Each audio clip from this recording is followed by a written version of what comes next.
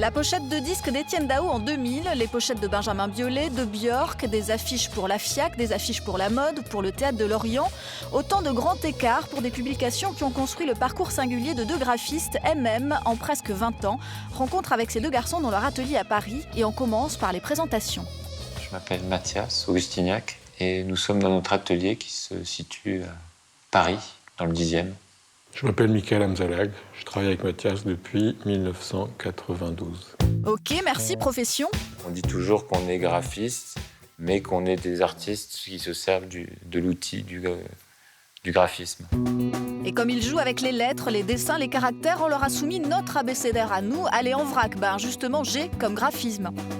En France, le graphisme a une histoire assez fraîche. Enfin, ça existe depuis longtemps, des gens qui font des affiches, mais ça s'est beaucoup moins professionnalisé que dans les pays anglo-saxons. Donc du coup, nous, ce qu'on a dit, voilà, en 92, lorsqu'on a commencé à travailler, on peut inventer ou faire notre propre définition du graphisme. C'était une façon pour nous d'inventer notre profession. D comme duo. C'était la rentrée aux arts décoratifs. J'ai vu ce garçon qui était habillé tout en bleu et qui arrêtait pas de raconter aux autres qu'il s'était habillé de façon monochrome. Et pour engager la conversation avec Michael, je l'ai poussé en disant « pousse-toi monochrome ». Et ils ne se sont plus quittés pour créer dessins, typographie, photos, mise en page. Et si on leur dit B comme Biolay ou Björk? Björk nous décrit comme des sages-femmes pour elle. Elle dit qu'on est ses midwives, qu'on l'aide à accoucher des personnages qu'elle crée pour chacun de ses albums. Oui, c'est joli. Benjamin, il nous fait écouter son disque.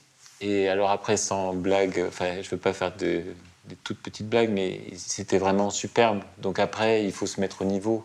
Oui, c'est inspirant de travailler avec des gens comme ça. S comme style.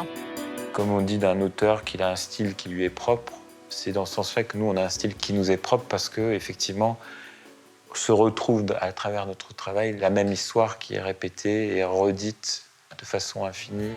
M comme mode. La mode nous intéresse parce que le vêtement est un langage. Parce que le vêtement, c'est la première chose qu'on donne à voir aux autres.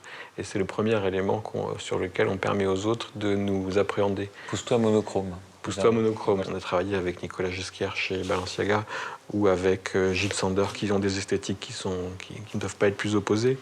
Mais dans les deux cas, c'est un rapport au monde qui est proposé et qui est décrit de manière assez intéressante. Et la lettre bonus, le retour du S, S comme snob, pour terminer. Effectivement, de loin, on apparaît comme... on se dit, tiens, c'est du snobisme, quoi. Parce qu'on a l'impression qu'on...